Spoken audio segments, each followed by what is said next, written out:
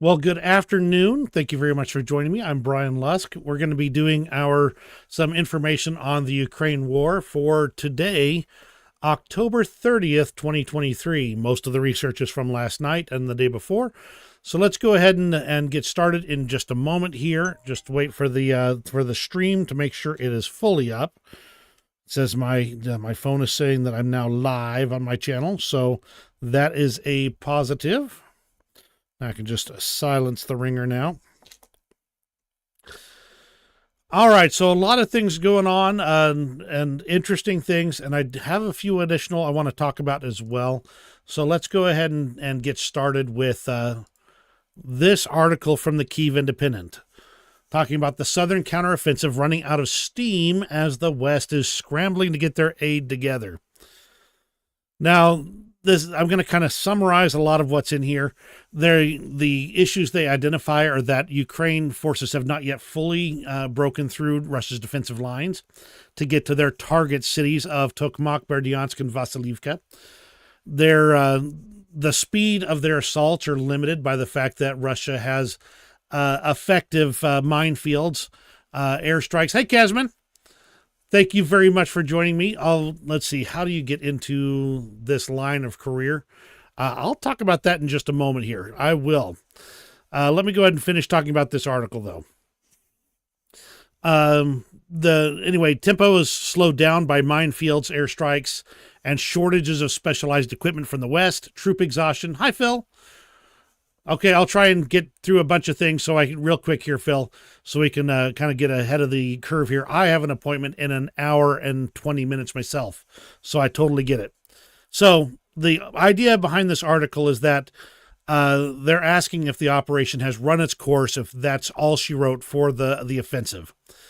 They point out, though, that it's likely that Ukrainian advances are, especially in the south.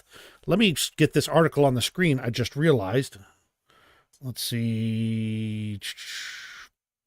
There we go. Article on the screen now. They're basically that the advances in the south will remain slow and localized, and with the activity in Avdiivka and Kupiansk, it's forcing Ukraine to kind of pay attention to these other areas. Or as I call it, Russia is pulling off spoiling attacks to try and pull the focus away from the south of Ukraine. So, okay, great. Good to hear, Phil. I am watching, though. I'm glad, and thank you. So, a lot of talk about this, and that they're waiting for Western planes and other resources. But they also point out down here, and let's see if I can highlight this here. That does not mean that basically the southeastern grouping or wider Ukrainian military is spent. They're still making progress in spite of all the things holding them back. Basically, they're dogged, they're capable, and they are able to continue the offensive even as things go on.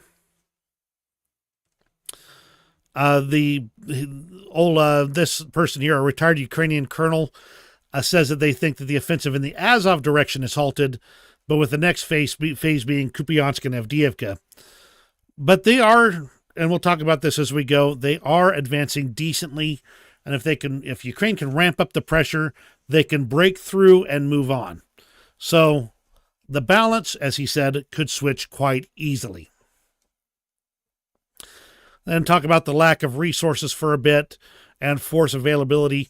Ukraine has operational reserves, but the number of them and the ability to deploy them to areas is what's holding them back. A lot of the reason for keeping those reserve forces on hand is so they can take advantage of a breakthrough. Well, right now there is no breakthrough, so they're basically using those to rotate to the front and rotate other troops back. Other things to keep in mind is that Russia seems to be committed to its assault on Avdiivka, though I have some questions about that. Basically trying to create another Bakhmut except for this time for Ukraine, where Ukraine will have to throw resources in. Right now, though, it looks more like Russia's throwing a bunch of resources in and losing them on a regular basis. So that's kind of this summary of this article. Is Ukraine out of steam? Not necessarily. And I think I can see where they're coming from.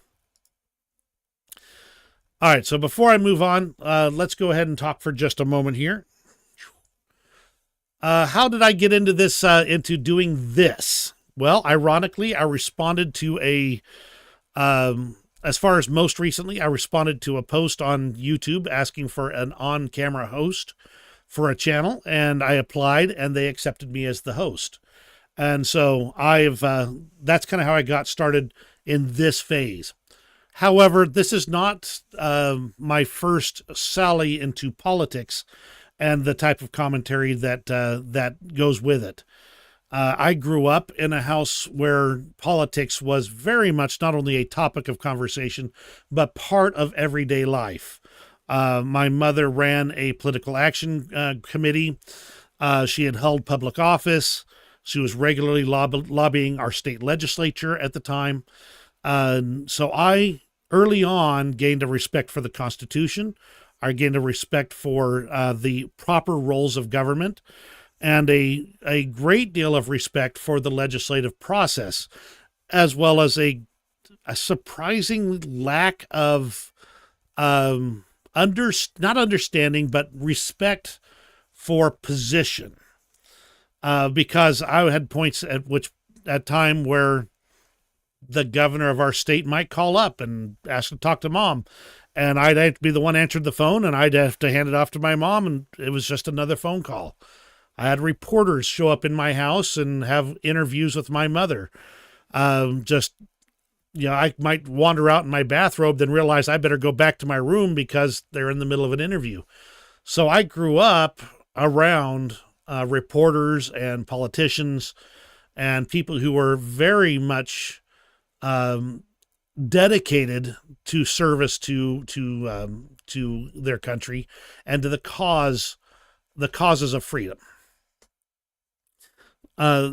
Since then, of course, I started a family and got all that kind of stuff going on, but I never lost that base passion for the things of politics, the proper role of government, for the Constitution of the United States, and for, in this case, international politics and how we fit into the world. So that's how I get started. I hope that helps, Casman. Now, before we continue on, if there's no other, absolutely ask questions. I will watch for them. Just going to go ahead and continue on just to make sure the flow keeps going. And I will answer questions between segments. So be ready for that.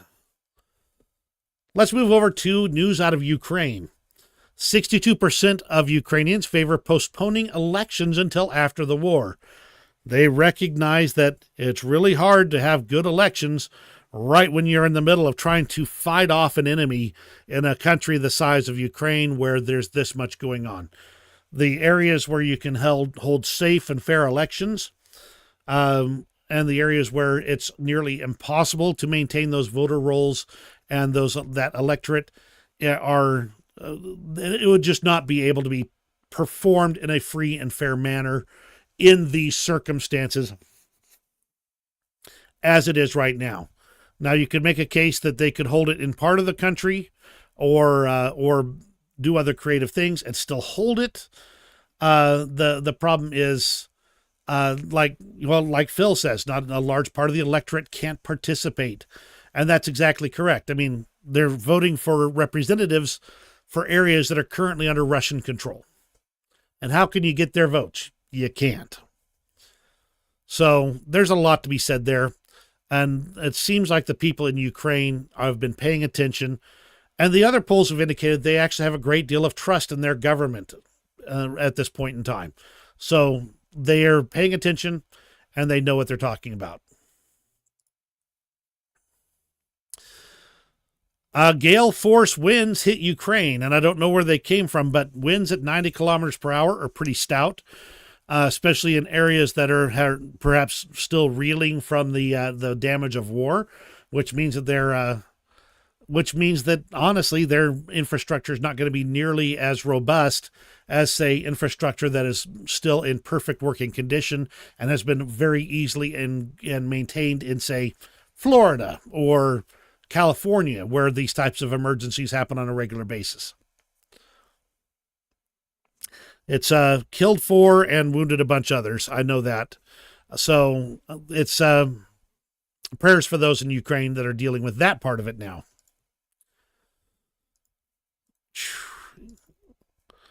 The Ukraine and the United States have created Franken-SAM hybrid air defense systems. We kind of noticed the other day that there was some older AIM-9 missiles being sent to Ukraine, and they have found ways to launch those from ground-mounted platforms and make use of them, really being creative with their stuff.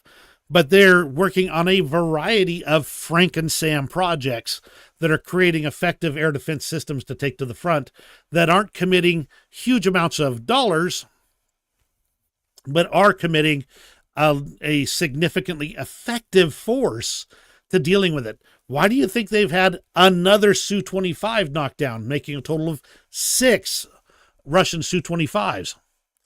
And yeah, it's total Mad Max stuff. I mean, this gun right here, they're just showing a guy sitting on a seat in the back of a Humvee with a Stinger missile.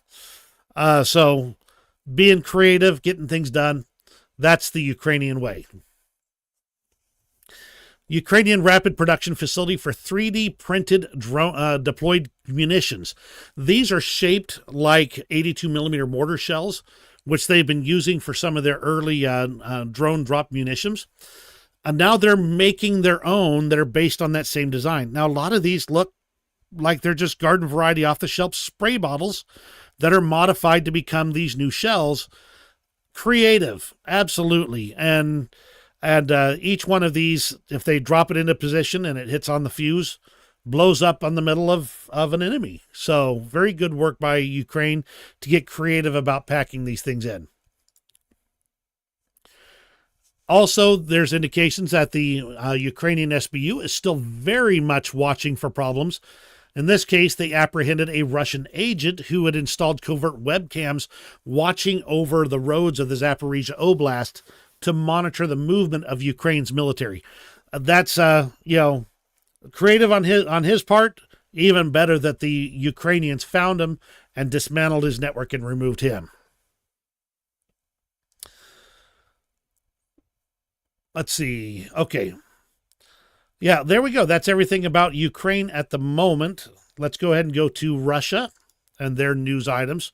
Oops, some of these have been blocked in the time that I've been... Okay, yeah, can't show it now, so I'm going to go ahead and clear that. Boop. I don't remember what it said. Are you going to tell me that most of these are going to do this? There we go.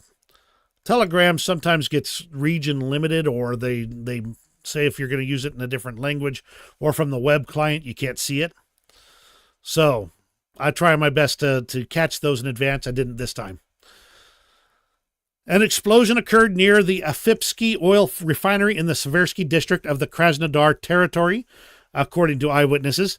Around 3:20 a.m. local time, they heard the familiar drone sound that sounds like a lawnmower before the explosion. And there's no official information as of when this was put out, but there was a fire at the refinery. They dealt with the fire, and there were no injuries, according to Russian sources. So it's basically just working on taking out the resources that Russia is able to bring to bear and being effective about doing so. Pretty interesting stuff is what it is. Won't a VPN fix that? Probably. I could probably go set up a VPN, but I'm also not going to go into a VPN slot for network VPN right now because they're not sponsoring me. So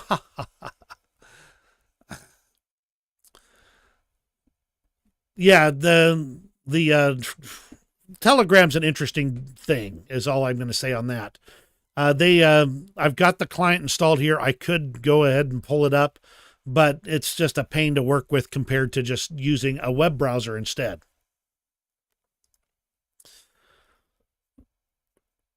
Ukraine has basically claimed responsibility for the SBU for the strike on the Russian oil refinery in Krasnodar. So we now know where it came from and what its source was. Over here for the Institute in the Study of War, Russian authorities have reportedly arrested Russian citizens who use Telegram channels, including some that identify themselves as insider sources, to extort money from Russian officials. So we've got a whole lot of things going on there that are causing trouble. All right, see you in a little while, Phil. Glad to have you. And hope you'll be able to jump on for the next one as well. But there's people who are taking advantage of the situation to basically extort money from Russians in some way. On top of that, there is an indication that down here, let's move down here, that the Russians have put together a force of Ukrainian prisoners of war and caused them to join a volunteer formation that will fight in Ukraine. Now, that is certainly possible that they could find enough that were committed to Russia. So that's certainly a possibility, but it's also a violation of the Geneva Convention on Prisoners of War. So keep that in mind if you're thinking how smart the Russians might be. There was a lot of stuff from the Institute for the Study of War over the last couple of days. There were some indications that there are remnants of the Wagner group that appear to be fighting in the Avdiivka direction, subordinate to the Russian Ministry of Defense. And I've seen from other definitely Wagner sources that there are aspects of Wagner that have now been fully absorbed into the Ministry of Defense.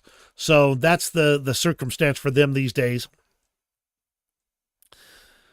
Also, a lot of capitalizing on ethnic tensions to coerce Central Asians to join the military. They're doing everything they can to not say they're mobilizing people and yet still get them into the military. Let me see. Why did I pull this one up?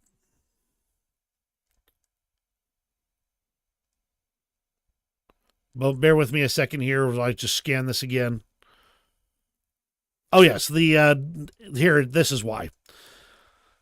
There's still claims that there's going back and forth on exactly the status of Wagner Group. But by and large, if it was Wagner at this point, I generally consider it to be part of the Ministry of Defense now. And just let it go at that.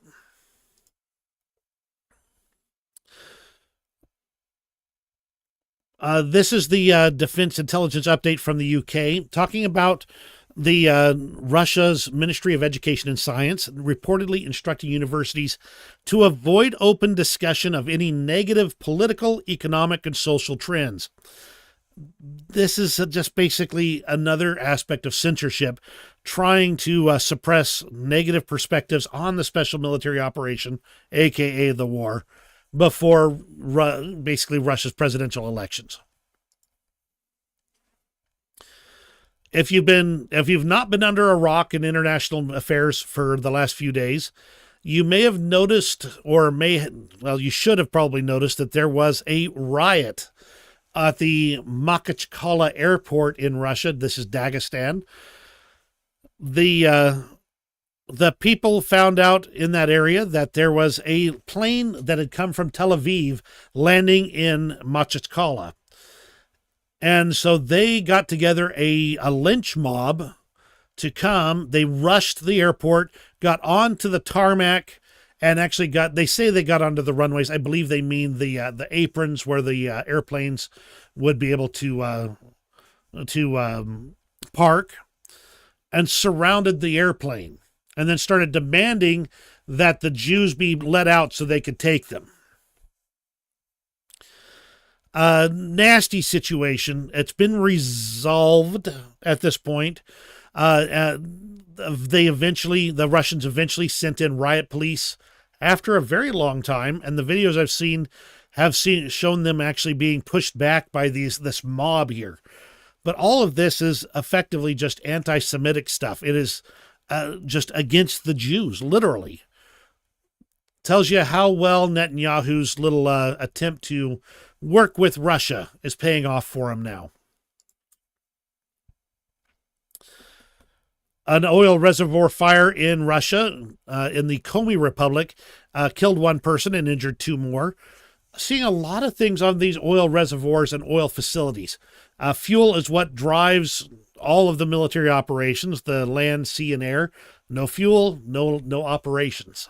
And no money, because Russia is heavily dependent on oil exports for money.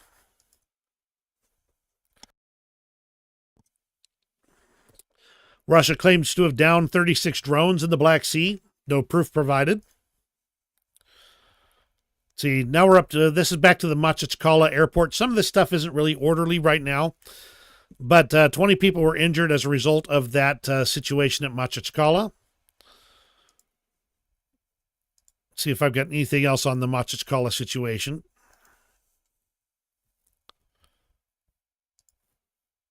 I don't think I do. Okay, yep.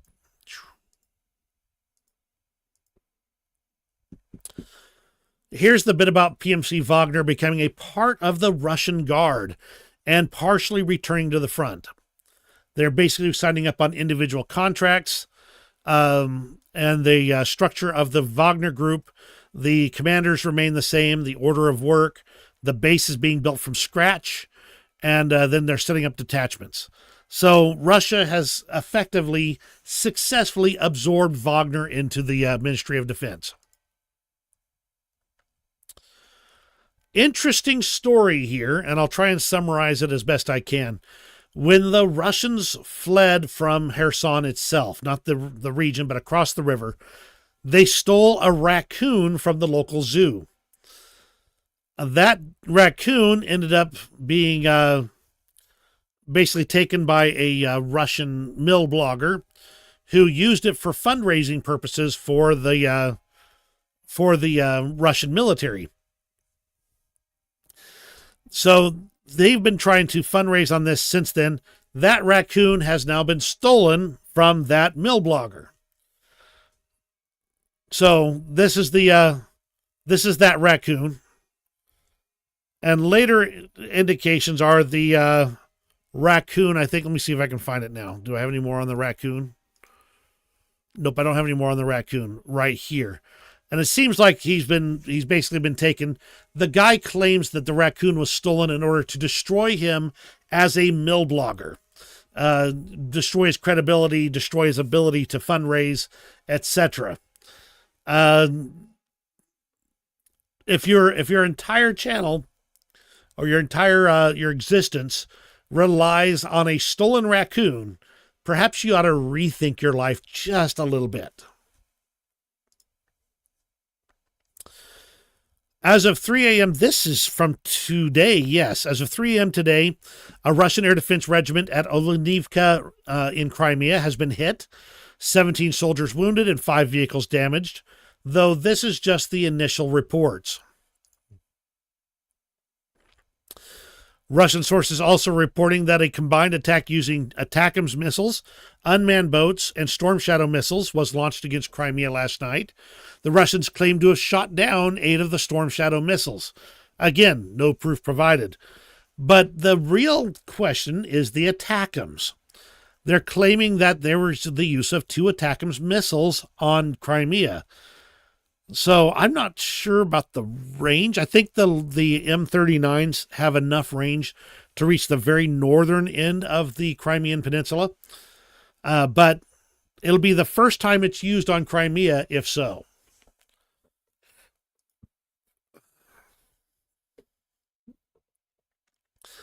They report that the bases near Olenivka were struck by the ATACMS, and 3 undersea vehicles were involved in an attack on Sevastopol.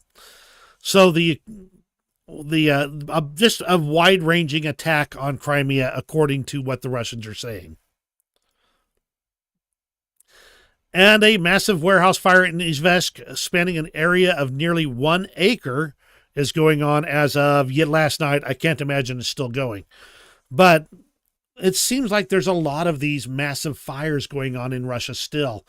And it seems they're just, I suspect there is a partisan group performing a lot of these attacks. All right, hang on a second here. Let's take a brief pause. Do I have any questions for this particular moment? Let's see. Ingenuity is grand. Get the same problems with Telegram, even with a VPN. And all right, there we go. So that overall, I think the situation in Russia and Ukraine has kind of been pretty well covered. We're going to go into the international stuff in just a moment here, so bear with me while I just check all my sources on that section real fast. The overall effect here, though, is that, and this is now I'm just kind of talking in generalities right now. The overall effect of things is that it seems like there's still progress to be had, and they're working on it and getting it done. Interesting aside about U.S. politics for just a moment. The new speaker, Johnson, is committing to separate the Israel aid and the Ukraine aid. As long as he brings a bill to the floor for Ukraine aid, I don't have a problem with that in fundamentals. But I don't know. He was talking about doing a combined bill initially, which is, of course, a concern, as that means he's changed his mind. I don't have a good feel on Johnson yet, and we're going to just have to keep watching what he's doing and see where he turns out. All right, let's go ahead and switch back over here to see what's going on. Russian troops have arrived in Belarus to train local drone operators, showing the continued partnership between Belarus and Russia. Speaking of drones, Germany's providing 5 of these Sonobot surface drones. I'm not too familiar with them, but they're designed for bodies of water survey and detecting ammunition and other dangerous objects on the seabed, which means they're not intended to be attack drones. These are for very much clearing hazardous areas rather than as a military asset. Ukraine's support for Israel in the war against Hamas jeopardizes nearly every year of Ukrainian efforts to improve relations with Arab and Muslim countries, according to the Washington Post. It's a tough sell for the Arab countries right now, and I don't see the world is dividing into 2 distinctly different worldviews, above and beyond even just, hey, we don't agree on how this goes. People are deliberately separating themselves one from another to align with their vision for the future. And really, it's coming down to republics and democracies versus autocracies and dictatorships. Pretty crazy stuff. Moving on, Ukraine plans to stop gas transit from Russia. They have a contract to transit gas from Russia into the European Union. It ends at the end of 2024.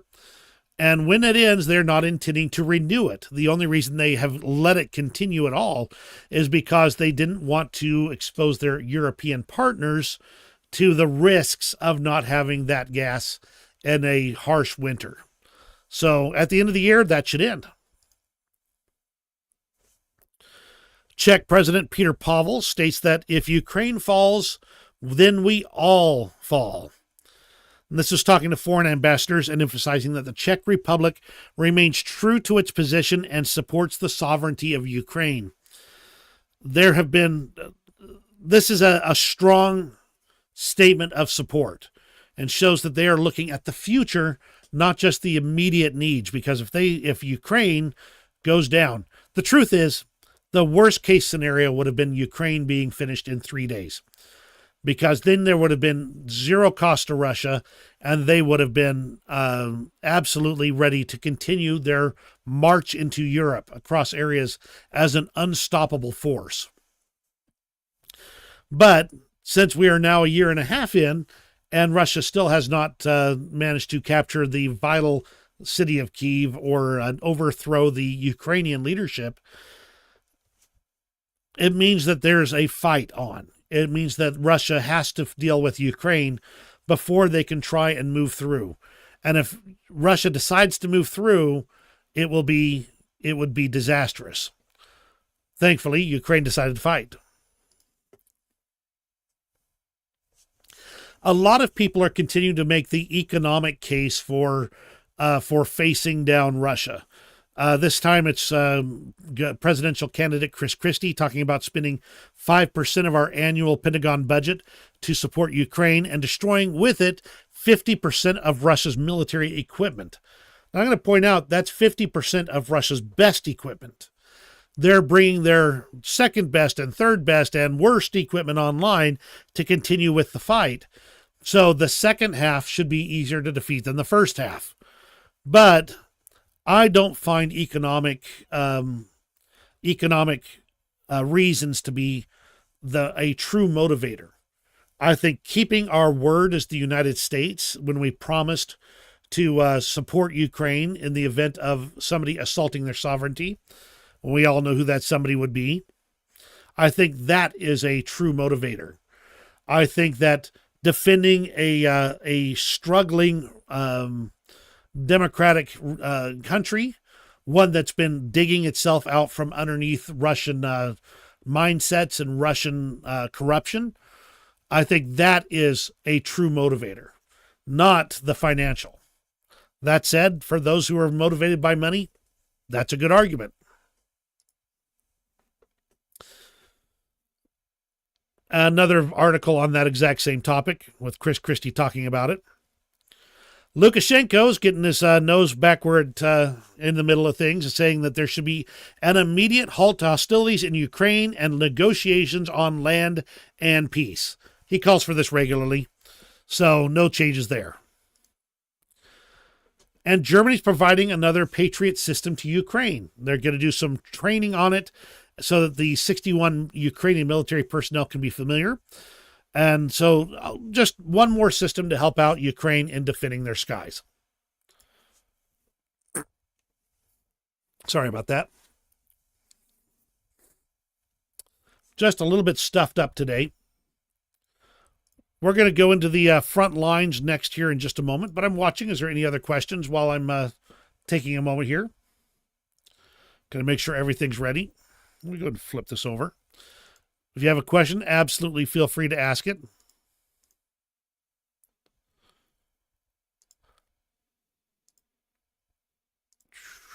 Scan, scan, scan, and okay, I'm ready for going into the front lines. All right, so overall, we've had a few changes on the front lines here. This area right here has been confirmed as being in Ukrainian hands. That's a change from yesterday. If you want to see that, hold on, get that out of the way. Blink.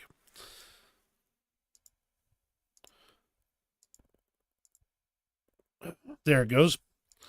The area was already in the gray zone, but now it's actually been confirmed to be in Ukrainian hands, just west of Sarhivka. There we go. No changes up here near Kupiansk or Liman. No, they've not really been active in this whole area near Bilohorivka. There has been some back and forth right through here near Bilohorivka, but nothing major. We already addressed the changes near Bakhmut just the other day, though there have been continued reports of progress near Klishchiivka and Andriivka, where they are working across the railroad tracks and pushing the Russians back. Avdiivka, they've got a bunch of updates on Avdiivka, though I'm going to just point out that by and large, there's no major changes in the last day. You can see a little bit of change here, but not in the last day. So the overall situation hasn't changed, and I'll kind of address that a little bit more in a bit. There are some reports near Robotna that are not listed on the map just yet. And of course, we'll go through Kherson in more detail in just a little bit as well. Here's an article that talks about why Russia has intensified their attacks on Ukraine. It's because the world just got distracted by a whole situation in the Middle East. So Russia has stepped up their attacks. They're throwing everything they can into it in hopes of presenting an improved situation and breaking the Ukrainians in the moment when there is a flicker of attention away from Ukraine. Mentioned the Su-25 being shot down earlier. What I didn't mention is it was shot down by the State Border Service. That'd be like, the Immigrations and Customs Enforcement guys wandering around the U.S.-Mexico border with Stinger missiles shooting down airplanes. But over there in Russia, in Ukraine, the border service is part of the regular military at this point. So really interesting. Avdiivka, here's a little bit of information here. A lot of high pressure still going on the north end over here. This map from NOLA Reports, which I believe to be more accurate, indicates that Russia still doesn't have control over that slag tip or slag heap. So they have planted their flags a couple of times, but there's been no indications of actual presence on top of those hills. They also mentioned a little bit of progress for the Russians towards Vodiane, but no major changes. So overall, that's the situation in Avdiivka. There was a report that General Teplinsky is taking over the Dnieper grouping. Teplinsky had been removed from command for a little bit there, so we're going to be watching that situation.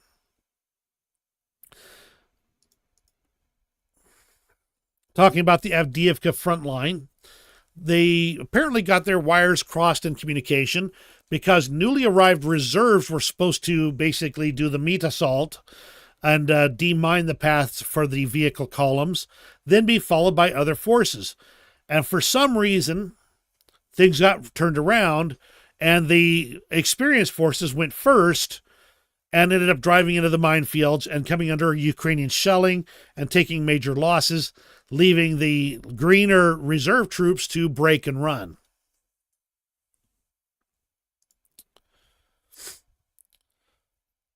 Moving down to the Robotna area.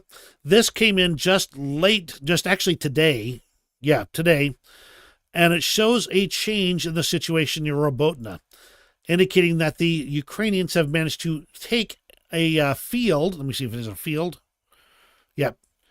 Take a field to the southwest of Robotna. This is significant because the lines in that area have been relatively static for a few weeks now. This tells you that Ukraine is making progress. Now let's move over to Krynky. And this is the fun situation here. Let's talk it over here and scan what I got. Yes, perfect. Okay. The Ukrainian troops appear to have a firm foothold in Krynky. That's on the left bank of the Dnieper. Let's go ahead and grab a map so we can kind of take a closer look at that. Okay, there we go. Over here is Krynky. And just to kind of put it in perspective, over here is the Antonovsky Bridge, where the Ukrainians have had a significant foothold for some time. Now, one of the big changes from this map that I kind of glossed over was that if you look carefully, you'll see that this whole area right here, whoops, not wrong color, let's get that right. This whole area along here is now gray. It was before not red, not green, not even gray. It was just its regular color. But this whole area, right, all through, whoop, my mouse is getting all jiggly all of a sudden. But this whole area all through here is now showing as contested, showing that the Ukrainians have been making steady landings all across the Dnieper River, putting troops in and either holding territory or putting in positions that can be used later. That whole area is now contested and part of the gray zone, for lack of a better way to say it. The report I've been seeing, though, is that the Ukrainians have not only crossed the river and come into Krynky, but that they have captured the center of the town. They don't have the full town in their possession. Let's go ahead and zoom in so we can kind of take a closer look. Krynky is not a small town. It's a town, but it's not like a tiny one-road village. And it's kind of hard to see, but you've got all these small roadways all across here. probably mostly residential. In fact, let's see, satellite this thing. But lots of buildings and lots of houses, and they have taken the center of Krynky, which I assume, based on the numbers I hear right now, that it's this area right here that they have taken control of, leaving the Russians trying to push through residential areas in other directions, like this direction and this direction, and potentially, though I don't think it's likely, this direction, that because these two directions, north and south, east and west, would be very much vulnerable to Ukrainian positions for fire. So this is what I understand the situation to be around Krynky, and the Ukrainians are holding that territory, not just raiding it now. This is a massive expansion compared to what they had been doing, which is just quickly crossing the river, spend a few hours destroying some things, and then returning. The Russians have reported destroying a pontoon boat. They have also reported seeing Ukrainians in a white truck with a mortar in the bed, meaning they either transported that vehicle or confiscated that vehicle. And so they're actually getting the resources across to seriously put the situation under contest here. That's the wrong one right there. Over here, there we go. And so I want to talk about Gray Zone's analysis of the situation. It's really good. I'm going to try and read it real fast for you here. Gray Zone, of course, is Wagner affiliated. They're on Russia's side. No love lost for the Ukrainians by Gray Zone. The background in brief is that on the night of October 18th, in fact, let me zoom this in a bit here. Yeah, that should do nicely. The background in brief is that on the night of October 18th, the enemy landed several special forces groups of the GUR of Ukraine on the shore of the village of Krynky, which carried out raids, and I'm sure, by the way, I'm mispronouncing Krynky, I just haven't had time to check it, which carried out raids and reconnaissance of the area. The next morning ensured the withdrawal of its landing forces from that specific brigade, where it took up defensive positions and began to occupy and construct firing positions. At the moment, by the end of today, the situation is such that the central part of the village of Krynky is controlled by the enemy, meaning Ukrainians. They have firing points, including deep into the lines of those houses.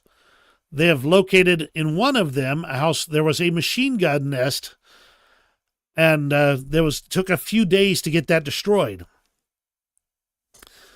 That machine gun nest thwarted one of the attempts to gain a foothold in a populated area, affecting Russian infantry, and who got into a small fire, basically a small kill zone, and they were pinned with additional crossfire. The first line of Krynky, located in the southern part, was not under Ukrainian control, but they can't get to it either. Artillery has been killing a lot. The Russian artillery can't get to those 155 millimeter IMS 777s. They're that good at range. And they're using that artillery to massive advantage. And if the Ukrainians don't see the Russians, they drop shells wherever they had previously seen them. So you can't just hide in a spot and hope they don't see you, because they're going to drop a bunch of shells there. Lots of use of cluster munitions. There is no coastal defensive line in this area. You have to hide wherever you have time. It's not an exaggeration to say that a number of our forces do not have sapper blades, in other words, knives to check for mines. So it's a mess there. It's really a mess for the Russians. A lot of drones being used. They're swarming the area. They're hitting them. The electronic warfare doesn't seem to be a problem for them, and so the Ukrainian drones are outright scouting their positions and working with no issue.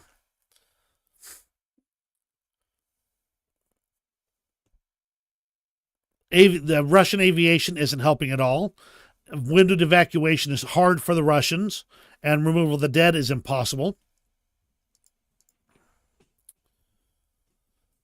Ammunition resupply is basically grabbing ammo off the bodies of the dead. Anybody who can be put together is used to quickly do an assault. There's not the organization they need to truly take Krynky back.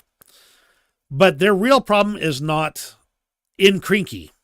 The real problem is over on the other bank, where the Ukrainians are working with impunity, both with artillery, drones, and everything they need to keep that bridgehead, that actual force that has captured the center of Krynky, from being taken out by the Russians.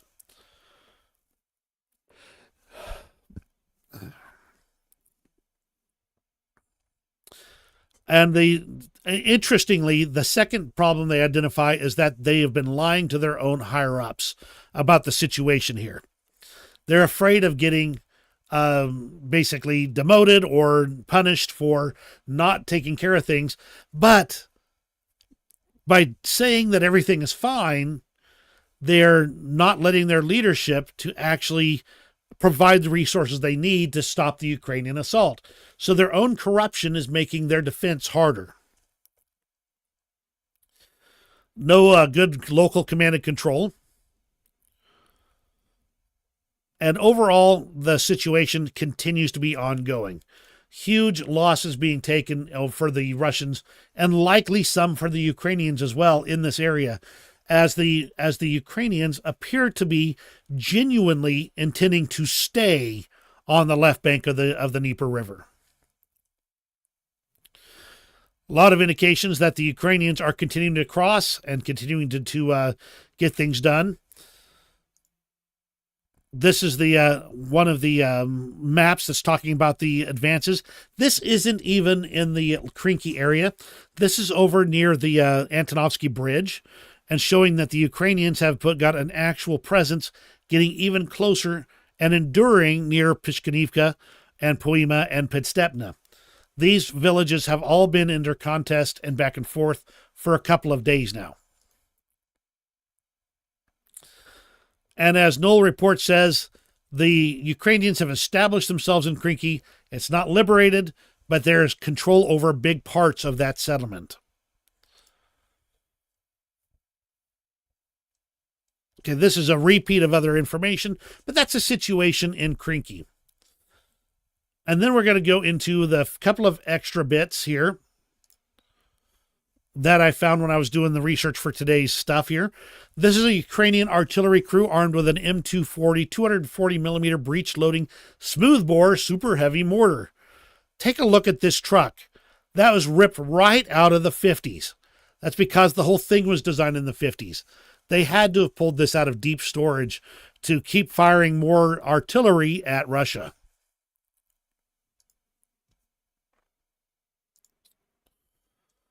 And we're gone to the cute stuff now, so we're going to just get these loaded up. This is a dog on a beach, not a beach, but